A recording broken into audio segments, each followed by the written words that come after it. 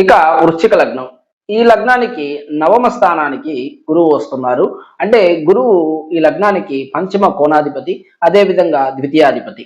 గురువు నవమానికి రావడం వల్ల మిగిలిన 2 కోణాలను కూడా గురువు చూడడం జరుగుతుంది. అంటే 5వ చూపుతో లగ్నాన్ని, అదే విధంగా 9వ చూపుతో పంచమ స్థానాన్ని. పంచమాధిపతి పంచమాన్ని చూడడం మంచి అనుకూలమైన సమయంగా మనం చెప్పుకోవచ్చు. ఇక అదే విధంగా నవమానికి అంటే ఉచ్చ స్థితిలో గురువు రావడం వల్ల నిల్వధనం అన్నది పెరగడానికి ఎక్కువగా అవకాశాలు ఉంటాయి. మంచి దైవ దర్శనాలు జరగడానికి కూడా ఎక్కువగా అవకాశాలు ఉంటాయి.